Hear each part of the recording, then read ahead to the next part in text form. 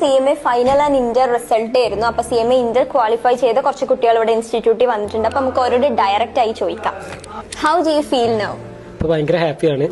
First attempt തന്നെ എല്ലാതും clear ചെയ്യാൻ പറ്റി. അങ്ങനെ ഇന്റർമീഡിയറ്റ് എന്നുള്ളൊരു കടമ്പ തീർന്ന് ഭയങ്കര ഹാപ്പിയാണ്. ഇവിടുത്തെ ക്യാമ്പും കാര്യങ്ങളൊക്കെ കൊണ്ടാണ് ഞാനിപ്പോൾ പാസ്സാവുന്നതിൻ്റെ കാരണം.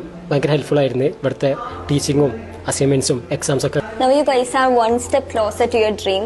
ഇപ്പോൾ എക്സാം കഴിഞ്ഞപ്പോൾ ഇങ്ങനെ ഒരു റിസൾട്ട് എക്സ്പെക്ട് ചെയ്തിരുന്നു? ഇങ്ങനെ പാസ്സായിട്ട് ഇൻസ്റ്റിറ്റ്യൂട്ടിൽ വരുന്നൊക്കെ എക്സ്പെക്ട് ചെയ്തിരുന്നു? ഒരിക്കലും ഇല്ല. ഞാൻ ഒരിക്കലും എക്സ്പെക്ട് ചെയ്യാത്തൊരു സംഭവമാണ്. ഞാൻ അൽഹംദുലില്ലാ പഠിച്ചവനെ സ്വീകരിക്കുക ഫസ്റ്റിനെ. പിന്നെ ഞാൻ ഇവിടുത്തെ അസൈൻമെന്റും കാര്യങ്ങളൊക്കെ ഉണ്ടായതിനെ കൊണ്ടാണ് പിന്നെ ഒരു ഇത് വന്നത്. ഈ ഒരു മൂമെന്റിൽ എന്താണ് ഫീൽ ചെയ്യുന്നത്? പിന്നെ എങ്ങനെയാണ് CMA ഇന്റർ ക്രാക്ക് ചെയ്യാൻ പറ്റിയത്? ഒരുപാട് സന്തോഷമുണ്ട് റിസൾട്ട് നമുക്ക് പാസ്സാകാൻ പറ്റിയതിൽ. ഞാൻ ഇവിടുത്തെ ഫാക്കൽറ്റീസൊക്കെ ഭയങ്കര സപ്പോർട്ടീവായിരുന്നു. പിന്നെ ഡെയിലി അസൈൻമെന്റ്സും. റിസൾട്ട് വന്നപ്പോൾ എന്താണ് ഫീൽ ചെയ്യുന്നത്? ഇവിടുത്തെ വർക്ക്ഔട്ട് ബാച്ച് എത്രത്തോളം റിസൾട്ടിൽ ഹെൽപ്പ് ചെയ്തു?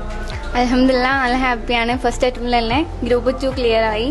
വർക്കൗട്ട് ക്യാമ്പിന് ഞാൻ അറ്റൻഡ് ചെയ്തിട്ടുണ്ട്. പിന്നെ ഇവിടുത്തെ ഫാക്കൽറ്റീസ് ആയാലും ഭയങ്കര സപ്പോർട്ട് ആയിരുന്നു. ഇവിടുത്തെ സ്റ്റാഫ് ആയാലും ഒക്കെ നല്ല സപ്പോർട്ട് തന്നെയായിരുന്നു. CMA ഫൈനലിസ്റ്റ് ആയില്ലേ, എന്താണ് ഫീൽ ചെയ്യുന്നത്? പിന്നെ അതുപോലെ പാസിയോളിന്റെ വർക്ക്ഔട്ട് ബാച്ച് എത്രത്തോളം റിസൾട്ടിൽ ഹെൽപ്പ് ചെയ്തു? CMA ഫസ്റ്റ് പിന്നെ പാസ്സാക്കാൻ പറ്റി അൽഹംദുലില്ലാ. പിന്നെ പാസിയോളിന്റെ ക്യാമ്പ് ആണെങ്കിലും വർക്കൗട്ട് ബാച്ച് ആണെങ്കിലും എക്സാം ഫിക്സേഴ്സ് ആണെങ്കിലും ഭയങ്കര എഫക്റ്റീവാണ്. അതുകൊണ്ട് തന്നെയാണ് പാസ്സായത്.